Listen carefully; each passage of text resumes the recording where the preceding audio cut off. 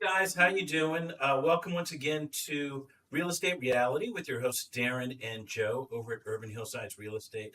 Thanks for joining us once more at our new time, our new day, Thursday, 2 p.m. So thanks for that, guys. Darren, how are you, man? How's the mountains? Doing good. Fresh, Yeah, fresh mountain air, man. yeah. The temperature's coming I down didn't into ask the you this mid before. 70s. How hot is it getting? It's all right. Mid 70s, man. Ah, The next 3, 4 days. oh, It's great. that's nice. That's really nice. As I told you before in our conversation, I was in Palm Springs, and uh, yeah, man, it gets hot out in Palm Springs. It does. Thank goodness for a pool. Indisputable, man. Yeah. All right. Well, look, guys, we're going to go through a couple things. Our topic this week is about Obama citing that NIMBYism, particularly liberal NIMBYism, is causing a housing crisis. Darren, I know this is a thought, an idea you had many times about this, so I know you'll Sure. have something to say.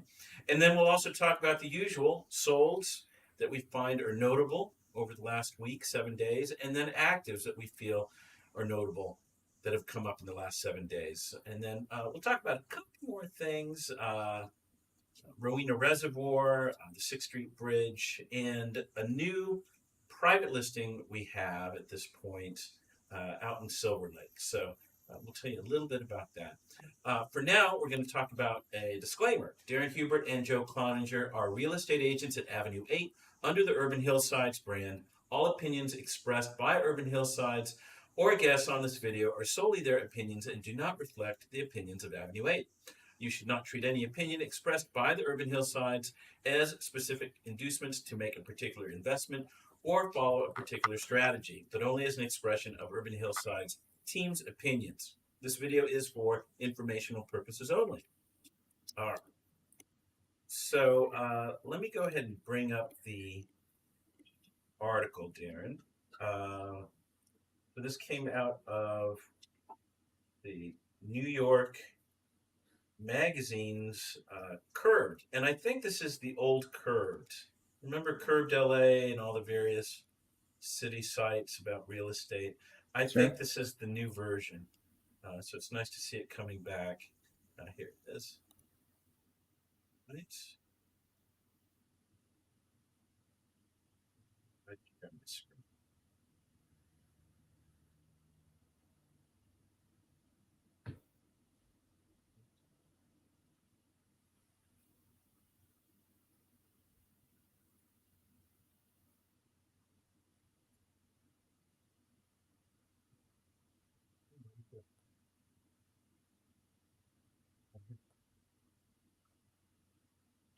Okay.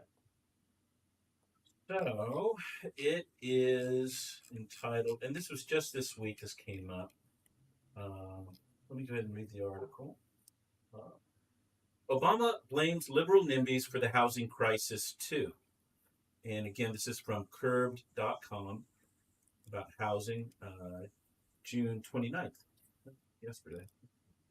Former President Barack Obama used his keynote talk at this year's American Institute of Architects conference, an industry convention that's trying to stay fresh with famous speakers like Venus Williams and Ryan Coogler, to call out liberal NIMBYs, the kind of people who believe in affordable housing until it's in their neighborhood. The most liberal communities in the country aren't that liberal when it comes to affordable housing, he said last week to a crowd of 6,000 architects in Chicago in conversation with AIA President Dan Hart. A big reason for the country's housing ills, according to Obama, bipartisan resistance to affordable, energy sustainable, mixed use, and mixed income communities. It's a familiar critique. AOC this year launched a pact to support candidates who pledged to create permanent affordable housing, including by changing policies to allow multifamily housing in affluent neighborhoods. This week's New Yorker cover of two neighboring townhouses also inspired a similar debate. While on its surface, the two, one liberal with a Black Lives Matter sign on the lawn, one conservative with a thin blue line flag, seem to illustrate the apparent chasm between Americans. Many saw the houses as more alike than not. This is in Chicago, and both of these homeowners called their alderman to voice concern over a new multifamily going up on their block because they're worried about parking, commented Chicago architecture critic and Julie Rao. Both homeowners oppose the new apartment building going up down the block, tweeted Ben Furness, executive director of Cornell's 2030 project on climate change. As the president as the president himself elaborated, well-intentioned laws and regulations at the local level, often generated from the left and my own party, sometimes are inhibiting the creation of affordable housing and empowering NIMBY attitudes that make it very difficult to integrate communities. And then he's got a Twitter post there of the New Yorker cover. And then it moves on. During his keynote, he pointed to his own presidential library in Chicago's South Side, which broke ground in 2021 as an example of a project that would do this, describing it as a major tourist attraction and hub of activity that represented an opportunity to stitch together the city. Obama visited the site the same day he gave the AIA keynote, where he thanked the construction workers, talked about how he hoped the project would make a positive contribution to the neighborhood and city, and posed for a few photos. But the project has also precipitated a housing affordability debate in the areas around Jackson Park, where the center is located. Property values in Woodlawn, a neighboring adjacent to Jackson Park, increased 23% after the center was announced. Rents have gone up too. Local residents worried about losing affordable housing have called for an anti-displacement policy to accompany the development, and tenant activists are demanding the better renter protections. They highlighted the paradox of simply building more such safeguards, since adding more housing and businesses to accommodate the library would, in the end, only push them out. In 2019, in an address to address the housing crisis, his project worsened. The Obama Center drafted a community benefits agreement that proposed guidelines like funding community land trusts and a requirement that 30% of all new units be affordable. Chicago also passed an affordable housing ordinance in 2020 for Woodlawn, but it wasn't as robust as the center's CBA. Nonprofit developers are also desperately buying up apartment buildings to secure low-income housing in the area while residents continue to fight for stronger protections. Ultimately, the response to the threat of displacement caused by Obama's Southside Center shows us that creating more affordable housing and mixed-income communities isn't just about building more, but must also include policies that will keep low-income and working-class communities in their homes. Squashing NIMBYism in wealthier neighborhoods is a big part of the equation. Obama is right to pinpoint that contradiction in supposedly liberal communities. However, a YIMBY approach on its own won't ever be enough. So, there you go. Wow. It's a very layered topic. I guess I'll start with our we keep growing in size. There's more and more people, and they keep concentrating in city centers. And this is where the issues are.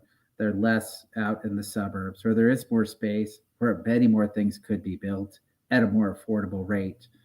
The argument I've heard in one of the most gentrified neighborhoods, possibly nationwide, in Echo Park, where I was deeply entrenched, was about people staying in their homes, in their location, like this article is talking about. But I think most people, even in our community, want that mixed dynamic, but there's also a dividing line between what comes with that people don't agree on, you know? Right. So usually when a neighborhood is shifting and becoming more expensive, people are coming in, they're fixing up their houses, then they recognize the houses that aren't fixed up, and that doesn't match the neighborhood anymore. And they're just, gosh, it's another element of our division in our society. All of these shifts in the cost of housing and people living together, where there's a divide between financial dynamics. Yeah. So let me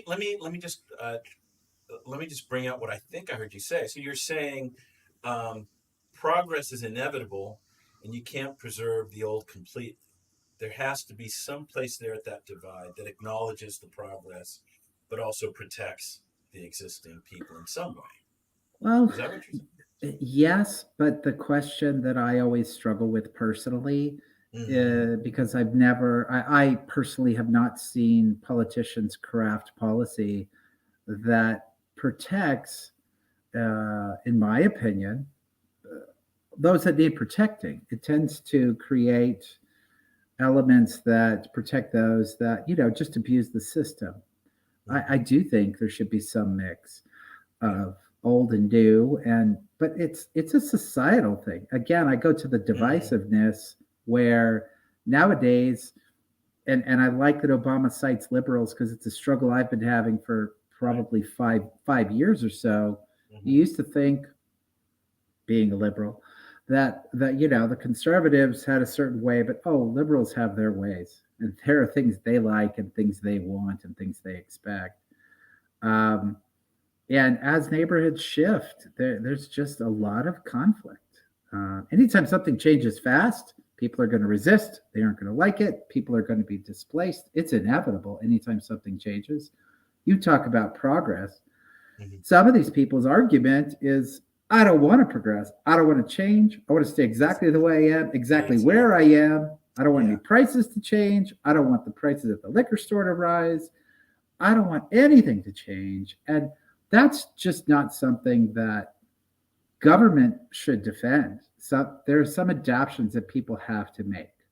Yeah. Um, and I always feel like the best programs are ones that help people grow into a space and give them some accountability, but opportunity at the same time.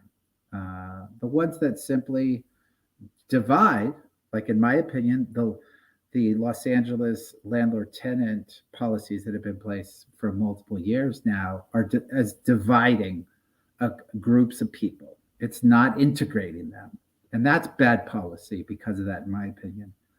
A little more effort could have brought people together where both are sacrificing, and without that mindset, this is going to continue to happen as it's happening because it's grown out of the cities and now to the edges, the suburbs. Now, secondary communities have exponentially grown and gone up in pricing. Where do people go? It's an issue we deal with all the time in real estate. Yeah. Yeah. Well, So, I forget where I was reading it. Maybe it was in the comments, but certainly some cities I'd like to think are a little bit more progressive about this just by the way they've grown, right? So you've got New York, and you've got multimillionaires living next to some people that don't have that kind of money. It's getting less and less, I know, but well, at being personally involved for 20 years in the dynamics in Echo Park, yeah. we've we have actually approved a tremendous amount of affordable housing, tremendous amount, Mm-hmm. Mm-hmm. but and probably more than many communities in our city. Oh, But I will say this, and it's worth pointing out: where did that happen? In the lower mm-hmm. priced areas, not in the hills with all the single Right. family homes. That's not where they Right. went. Right. So, Mm. Right. Well, there you go, guys. Obama and the liberal, talking about liberals. Very interesting. I, Okay. yeah. All right. Well, let's move on. Speaking of this NIMBYism, I wanted to pull up something from our friends Breyer and Tim Kirk about the Rowena Reservoir. So I'm not sure if it's Tim and Breyer or Breyer. It's probably the team of Tim and Breyer, I Oh, it's guess. it's it's Tim reaching out on behalf of Breyer. Yes, to hit a broader network. Yeah, let me pull this up. So Breyer is all of what, Darren? 13, 14? She is She's growing 14. fast. She's Yes, she is. 14. Yes, she is. But, they put out a petition to open a nearby reservoir called Rowena Reservoir. And so I'll just read it. I will go ahead and put these put these links in the comments section so you can click on it yourself. But it's been years since the Rowena Reservoir was ready to open. Nearby residents have been eager to enter the beautiful reservoir grounds, which has spectacular paths and a wonderful array of plants, all surrounding a glimmering pond. Yet Rowena has never opened its doors to the public. Why is this? Rowena Reservoir is controlled by the LADWP, who have been adamant in keeping the park closed off to the people. This needs to be changed. We must urge council members Nithya Raman to pressure the LADWP into opening Rowena Reservoir to the public. Opening Rowena would improve the neighborhood in many ways. Not only would it provide a calming environment for people to relax, it would also provide a safe space for students after school, parents to push their kids in strollers, and an escape from urban life.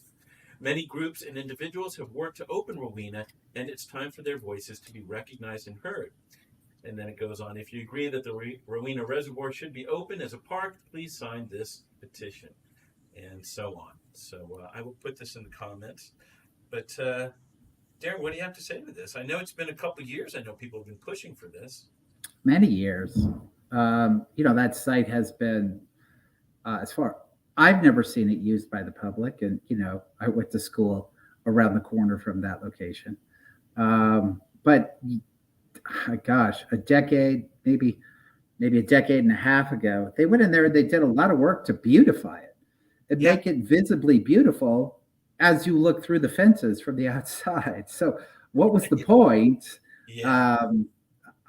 I'm sure there's a maintenance cost, and there would be some real costs. And the city Sure. doesn't do anything cheap. It would probably be, it wouldn't surprise me, $1 million a year just to have it open, if not more. Right. Probably a lot more now that I think about it. So that would have to be discussed, but it should be open. They beautified it. That money's already been Yeah. spent. Yeah, so I support it. Yeah, so did I. So did I. I mean, my enjoyment has been walking my dogs around the periphery, but yeah, you always look in Yeah, and it's beautiful. Again, there's always a midpoint. Maybe they open it up for a certain amount of hours, and that's it. Maybe it's not completely open. Certainly homeless have taken over Echo Park and other places. We wouldn't want that to happen. But yeah, beautiful. right. It's fenced in, and I'll say this. Yeah, That's what allows it to be closed off every evening, which is a cost. Somebody has to go there and open it in the morning. Somebody has to go there and close it every evening. That's what happens with Echo Park now, with a massive chain link fence around the entire park. But yeah, it's a location where it's commercial, which isn't, certainly right across from it isn't very visibly appealing. It's almost walkable, but not quite. If you go a block south, yeah. more people are walking and active, but there's no outdoor space, outdoor gathering location Well, immediately and right there. you just made me think. Parking. There might be enough parking, but there's no real place Right. specified for it. That could be a point of resistance for sure. Yeah. Residents who live in the neighborhood could resist that because there is nowhere. It's already very busy, the parking, because of the commercial entities that are very Mhm. close to there. Yeah. Yep. Yeah. Well, so there it is, guys. Sign up. It is a beautiful space and it should be enjoyed by more people. So sign up. And again, speaking of the NIMBYism, it's certainly within this petition, Sure. right? There it Yes. is. Yes. The other thing I wanted to bring up, just as a big event for the city in general, is the new 6th Street Bridge. It is opening on July 9th. I believe you do have to RSVP, so go to the link. But here we've got the bridge will open 3 years late and $160 million more than original estimates. I actually heard more, but it is like a $500 million project. Yeah. So anyway, I will put this in the link, and you guys can check it out. A lot of history in that 6th Street Bridge of old, and all the series of bridges that go up the LA River. But this is a great looking bridge. I think the architect was Michael Maltson, the famous guy here in the city. So I will put that in there. it's funny. I actually had a friend, Darren, who lived had a leased like loft under the old bridge, and they had to Mm, buy him out. They had to buy him out and leave. There was some great, wow. yeah, yeah.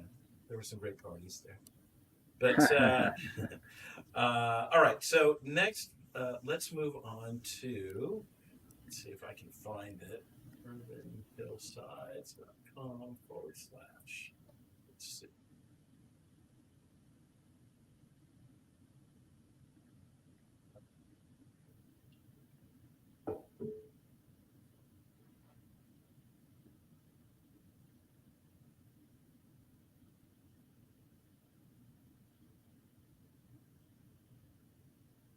Links.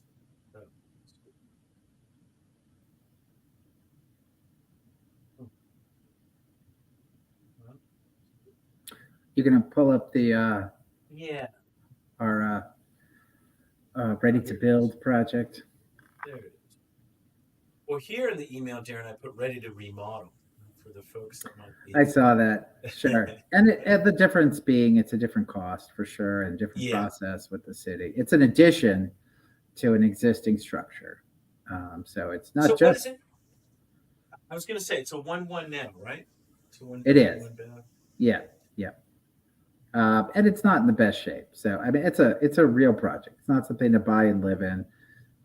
It's prepared to have the addition put on and to build it out. Um, I think it's a well laid out home in a very solid neighborhood. Yeah. I did notice there was just today, and Hmm. it's in our sold comps property. I think in about a block away. Yeah. Uh, that is was just sold for land. They didn't even have one photo of the property itself on the inside or really on the outside, Right. and that sold for $1 million without any plans to Yeah. proceed, without any permits ready. So So this is fully this designed, is, as far as you know, this is ready to go. I mean, designed, engineered, permit ready. approved. Beautiful. Yes, you can start building immediately. So So, guys, yeah, this is not on the market, and so we're a bit mysterious about it. If you truly have some interest in it, please feel free to contact us.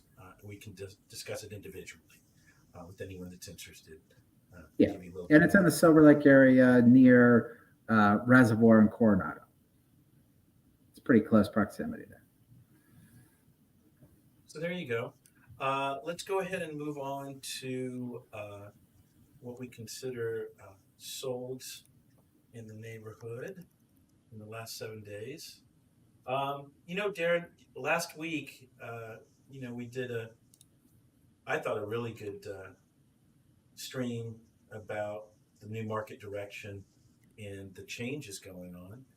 And one of the changes we cited was, right, solds versus new listings. And just as soon as we spouted 61 new listings in 1 week, which was a record, here we are. Well, what is it, 38? Right, it Or came well, down. at least for actives, right? And on the solds, what was it? Was it 18 this week? So it kind of just stayed steady. The solds were steady. The actives came down, although they were still more than the solds. Still Mhm. moving towards an increased inventory, but not as large of a ratio.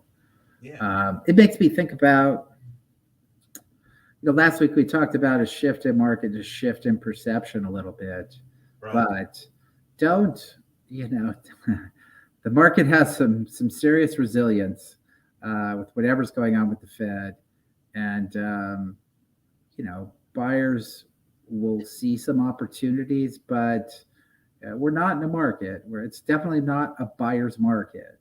No. We had a buyer recently who felt, oh, great, now I can offer less. It's like, wait, it hasn't sold. Maybe you should consider just a full price offer. And, that buyer didn't, and it didn't work out. So that's a call we have to make today. So it's hard, Yeah. if you're talking about, God, man, what was the increment? I know, Yeah. I Hmm. know it was a $10,000 difference, and in the end, that's about $60 a month. That is what it comes down to, and I'm not. It's not for us to say whether that is impactful or not, but we know it was below her price point. And I think if she could have offered full price in hindsight, now she would have done it. Of Uh, course. we tried to convince her in advance, but that didn't work. So you know, don't understand. And I saw your stats you put together. It'll show that we don't have 15 properties at 500,000 over or a million over. There's one that's really good, but they're not going over as much. Yeah, Uh, I and I noticed think that too. I think that Yeah, will shrink and it'll flatten out somewhat. yeah. There'll always be an exception, but yeah. So go for it, man. Do your thing. All right. Well, we're going to go to 3739 Primavera Avenue. It listed at 1,649,000, and its sold price was 2,105,000 for a $456,000 increase.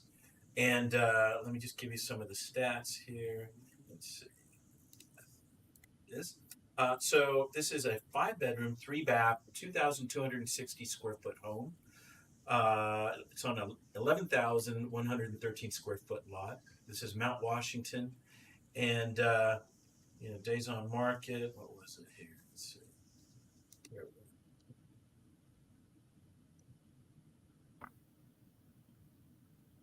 11 days.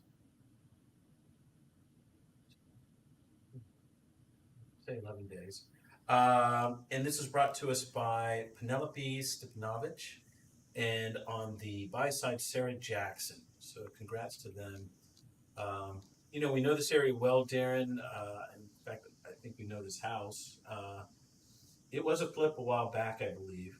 It was not in great condition, but yeah, it's kind of the norm in that neighborhood now. It seems. It is now, and we've sold some houses larger than this for less than half this price. So yeah, I mean it's a neighborhood we discovered a while ago that was a huge subdivision for the areas we serve. I don't. It was a couple hundred homes at least, all of a similar design and style, built in the '60s, but large. All of them are quite large, and they have good open floor plans in the common areas. So, and it falls in the Mount Washington School District, which is important to many. So, congrats! It looks like it was done well, presented well, and hit the market at a good time. Yeah, yeah, just in time. 13 days on the market. Okay, what's another one? We are going to go to 4934 Argus Drive. And this, Eagle Rock. yeah, this was 1,495,000.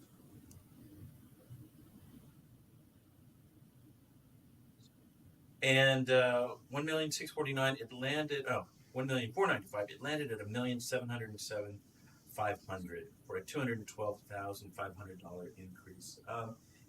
For me, it's a nice house, but it just kind of felt a little blah to me. I don't know.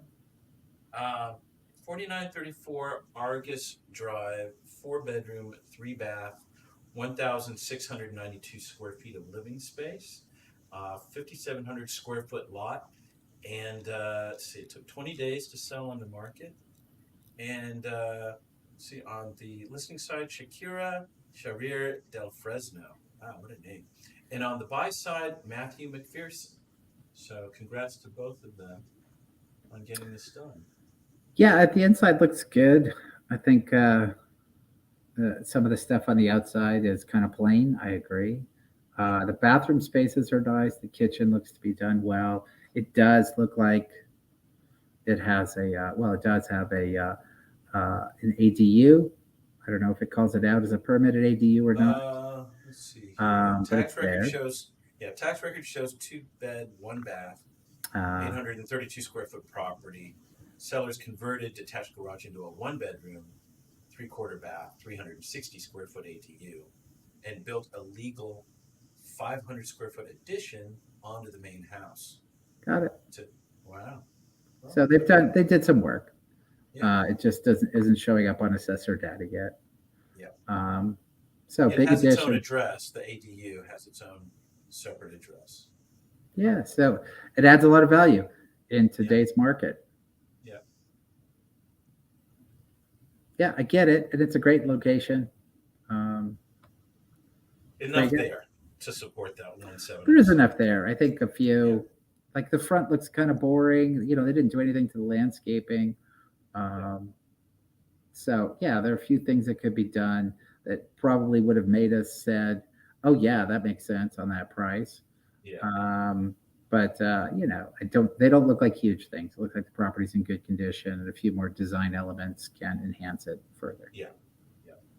Okay, next we have, let's see, 3019 Hyperion Avenue. And let's see, this started at a list price of 1,295,000. This is in Los Feliz, and it landed at 1,478,000 for a $183,000 increase. It's a two-bedroom, one bath, 1,188 square foot of living space, and it's on a 7,800 square foot lot. Took 10 days on the market to sell, and this is brought to us by Peter Kennard, and on the listing side, and then Caroline Roa Luat Young on the buy side. So, what do you think, Cool. man? Great yard. Yeah, yeah, looks like a huge yard. At least from the photos. Let me look here. 7,800. That's a big lot. Yeah, Almost 8,000 square feet, and it shows in those photos. Yeah, it's a good location. Hyperion is tough. I think it's an elevated location of Hyperion, it but is. you As you still, go down, yeah, to yeah, go over the you still bridge. get the noise. It's a well Yeah, traveled street. yeah, Um, so hopefully, maybe the backyard is quiet. yeah, Um, so it's not a remodeled house, um, but that's why I think the price is what it is. If yeah, it was, it could be higher. Also has a potential of a large garage to be yeah, converted, which I'm yeah, guessing somebody will do most likely. yeah, So I think somebody bought this probably as a project, um, knowing it has upside that the neighborhood could command a higher price. yeah. Yeah. Okay. Next, let's go.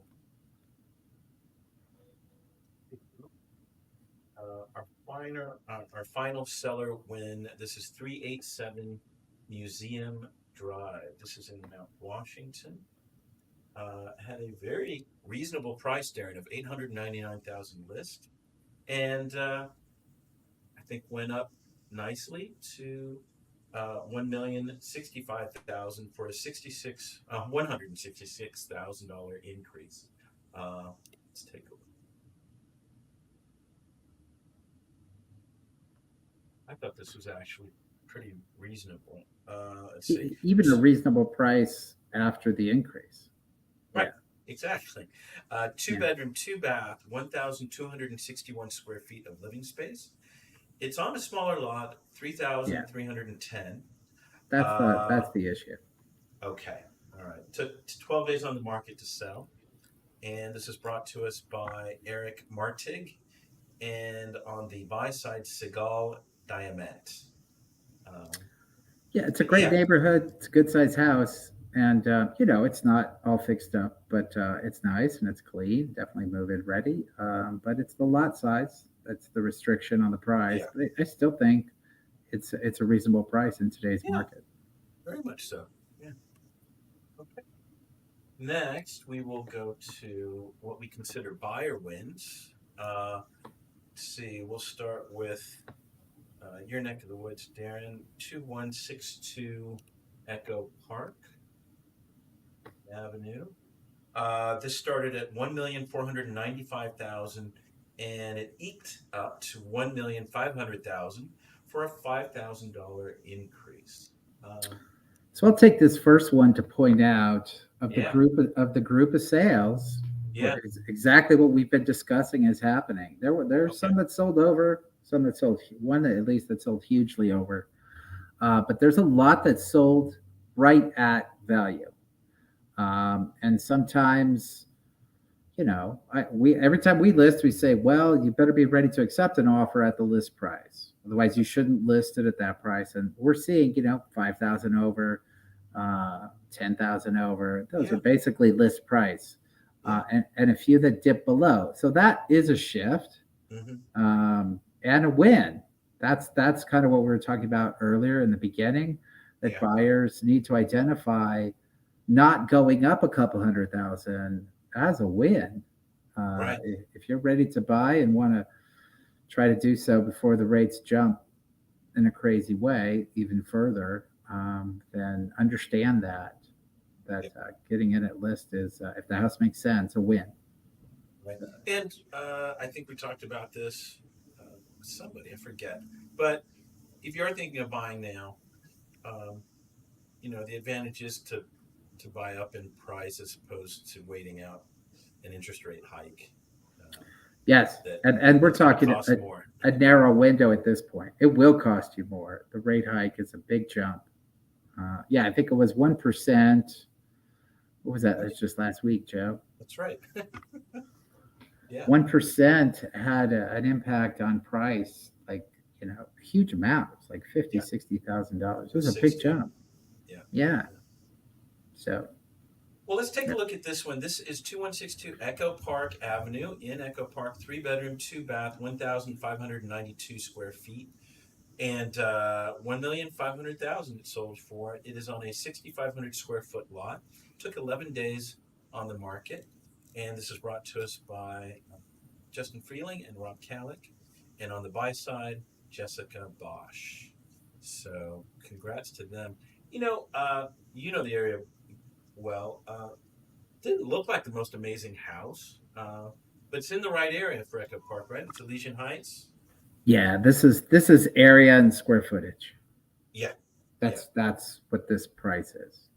Because even at the 1,500,000, I felt like, this is kind of pushing it. And sure enough, but like you it's said, it was just a 5,000 jump, which is good. Yeah, area and square footage. That's Yeah, that's really it. And that makes sense. If this was, the beautifully remodeled houses in this area with this square footage could yeah, push 2 million. yeah. Well, let's see what happens with that. Yeah, go ahead. Okay. Next one on the buyer win list is 2107 McPherson, and this listed at 899,000 and eked up to 900,000 for only $1,000 jump.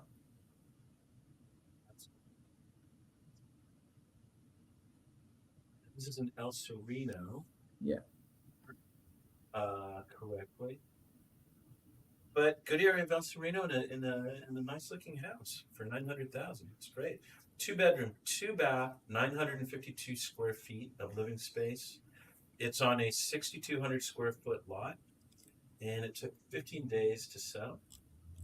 And let's see, Anthony John Canella was on the list side, and Christopher Hertz was on the buy side. I think this is, a great little house, nicely finished, well priced. Yeah, Um, yeah. What a great opportunity for somebody to get a finished house. yeah. Uh, Yeah. The one yeah. thing go ahead. Just the only issue that comes up with El Sereno frequently is access to Hmm. things. So El Right. Sereno covers a very large geography, and some points have better access to activities than others. Hmm. But also, different people want different things out of a community. So that's one thing to look for when you're in the El Sereno area. Yeah. I just thought it was interesting that the developer's brand name was sitting in the I photos. totally noticed that photo number 12. Come Yes, on that now, is what's up with that? completely inappropriate. That's a Yeah, MLS violation right there. yeah. Whatever. All They right.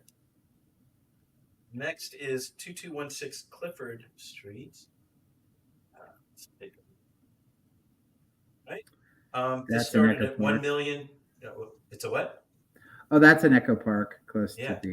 the two Glendale Boulevard. Yeah, a little funky area, but it started at 1,290,000 and it landed at 1,245,000. Um, let's see, three bath, no, three bedroom, one bath, 1,452 square feet of living space on a 5,900 square foot lot. Days on market 18. And, Darren, the observation here is this was brought to us by Luis Carmona. Mm. And on the buy side, Martin Fish. And so it looks like Luis called out that he does have investor status in this property. So yeah, maybe I don't know, partial flip, a decision, No. maybe a decision that they didn't want to continue further with it. Yeah, we're hearing some of that in the market for sure. Yeah, That's exactly what I would have guessed. They purchased it with the intention of flipping it and just decided they did not want to and wanted to get rid of it. yeah. Um, they could have made money on it even in the process of doing that. I'm sure if you look at you could see that very quickly if you look at the history. Yeah. But Let me look. Let me look. So they purchased for let's see, sold 899 in 2021. yeah, see, so they really maybe there was a tenant, maybe they had to clean things up. Nothing major though. Oh, Uh, 951 they paid. 951 500. got it. May 18th. All right. I So mean, they had to hold it for a year, roughly. Um, who knows? I don't think they lost money. Who knows if they made much? right. All right. Well, there you go. Yeah, I will say this. Uh, for those of you who are interested out there, everybody's always talking about real estate flippers making so much money. There's a lot of costs, particularly if you hold a property for a period of time, because most of them don't pay cash. Most of them do hard money loans. Hard money loans are, you know, 8 to 10%, depending on how your source. The longer you hold it, you pay often 2 or 3 points up front. So there's a lot of holding costs for remodelers on these projects. That's why I can look at that project and say, well, maybe he made some money doing nothing, and maybe he didn't, Yeah. depending on all the background stuff. It's not always as obvious as it may seem. Yeah. Well, yeah. Right. His commission and so forth. Yeah. Okay. Well, let's go to our final one here. It's an interesting one. $394,445 reduction. This is 5693 Holly Oak Drive of the Oaks Streets, very famous. Started at 5,950,000 and then landed at $5,555,555. And this is in Los Feliz. So let's take a look. Um, Beautiful house. So 4 bedroom, 5 bath, 3,783 square feet of living space on a 32,937 square foot lot. And yeah, days on market. It took a while, 86, but the patience paid off for both. Reduction. This was brought to us on the listing side by Blair or H. Blair Chang, and then on the buy side, 3 agents: Matan Michael, John Grumman, and Adam Rosenfeld represented the buyer. So quintessential Hollywood Hills home, right? Los Feliz home. Oh, those views are spectacular. Sure. Yeah, The whole property is about that. I mean, it's got a lot of other things going on for it, but yeah, that's the money shot. Those views. oh, all right. So there you go. Seller and buyer wins. And again, just to recap what you said, Darren, right? We do see a little bit more happening on the buyer side in terms of some reductions or not very aggressive increases. It doesn't. It doesn't flip. Nothing in real estate. Well, I mean, I guess it could happen that fast, but it usually doesn't. If there's a Mhm. transition, and the transition doesn't always take a straight line direction, Right. but the transition has moved to leveling. We see more properties being sold around list price, not as Yeah. big of the increases that we had been seeing for so long. Now, part of that might be that the prices got to a point where they were capping out, but there are multiple reasons. The bottom line is that's kind of where we're at in this phase on some level. Does it go back to increase? Does it continue to go to more reductions? I don't know. We can't answer that question. But be aware as you're a buyer in this market, listing price, if you can get something for list price, you feel pretty Yeah. good about it right now. Very good. Yeah. Cool. Okay. Well, great. Let's move on to some actives that you've noticed. What do you see out there? Sure. I thought Edgewater was a nice property in Silver Lake there. What's the address? Always a nice street. 2402 Edgewater Terrace. It's a very large property. I actually think it's underpriced. 2.2 million.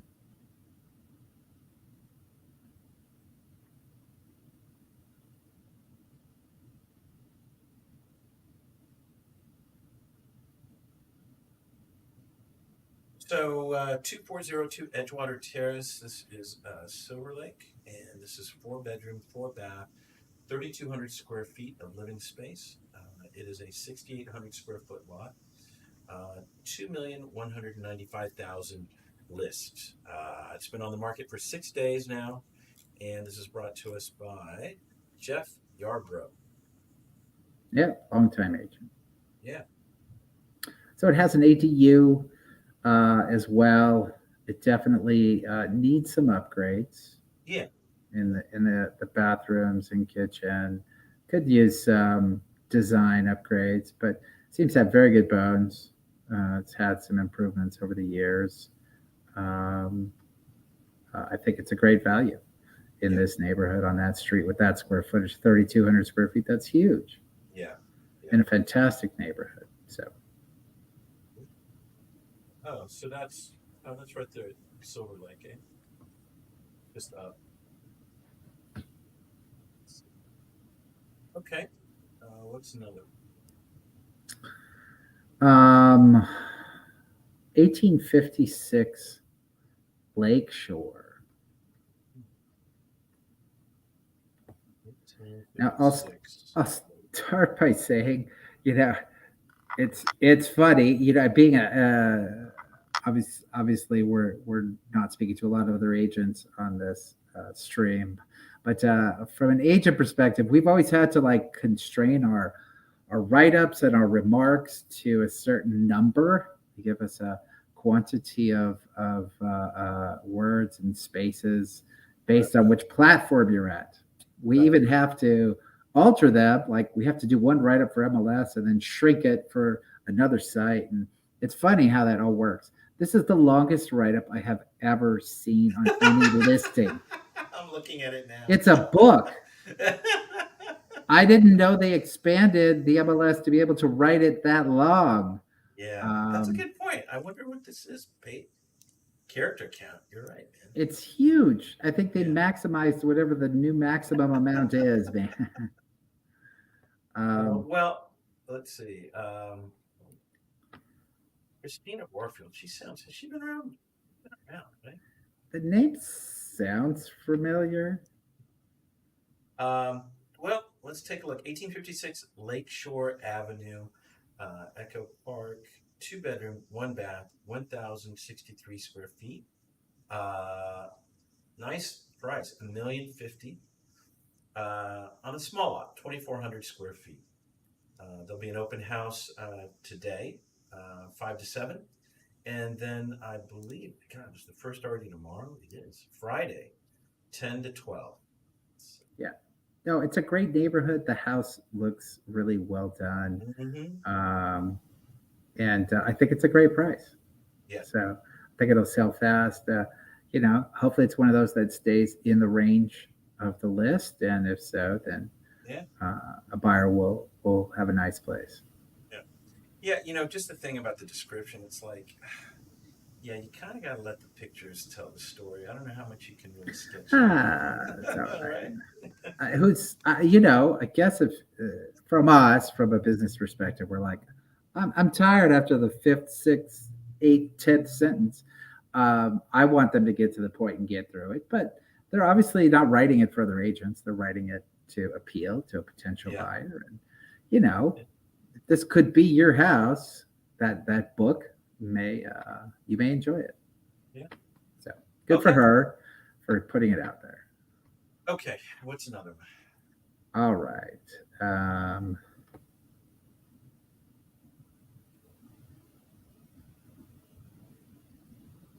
I'd like this. I always like Myra Street. Looks like a 1915 Myra, 1915 Myra. and this is a $3 million price point here. So what do you get for $3 million on Myra? It's 2,700 square feet, 2,762.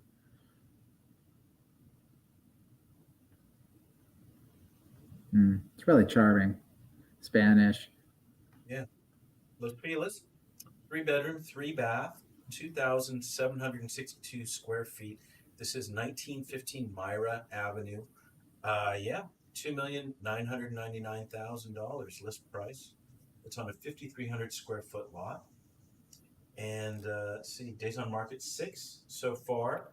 And let's see, who is offering this? This is Bonnie Bryant and Joe Reichling as listing agents. Sure. Yeah, No, it's great nice. pictures. It's Yeah, a really charming house. It's got a pool. Uh, it's a small pool, but it's got a pool. yeah, It's got a lot of nice amenities, nice finishes. I'll be curious to see if yeah, they have pushed a lot of the numbers. They have some very nice yeah, design elements yeah, on a lot of the properties they sell, and they get breaking prices in different areas. So let's see. yeah. Good staging. I like it. Okay. Let's see. I like the price on Argus. Again, nice neighborhood of Eagle Rock. So 4931 Argus Drive. 4931 Argus.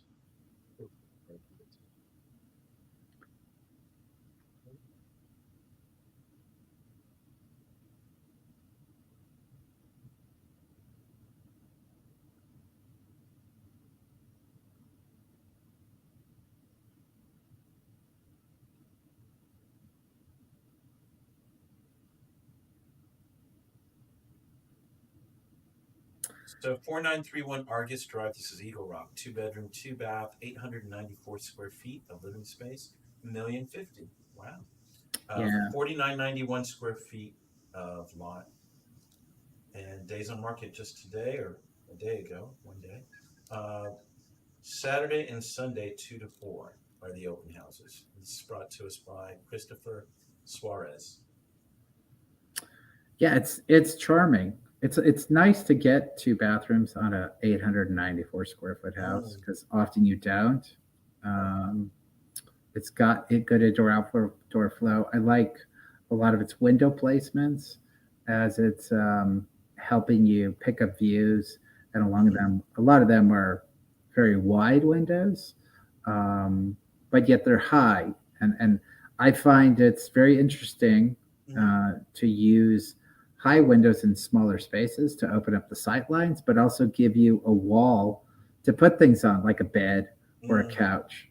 And right. it becomes really relevant because as soon as you put low windows in a smaller space, you have even less space to place things. Right. Um, so a little secret, but yet at the same time, you get like this nice vertical window that looks out into the garden from one of the bedrooms. I think it's got some nice design elements. I Yeah. think it will sell pretty quickly. Yeah. Yeah. Yeah. Yeah. Good stuff. All right. Well, does that feel good to you, Darren? Or Yeah, yeah, it feels yeah. great. Okay. All right. Well, look, guys. Just to close out here, we're going to stop sharing. We've said a lot, but stay patient. Stay aggressive as you can be on list prices, and we'll see what this market brings us next week. All right. Yeah, and happy 4th to everyone. Yeah, have a Oh my good 4th. gosh, you're right. It's already July 4th. Right. Amazing. All right, guys. Take care. Have a good one. All right, bye. See ya.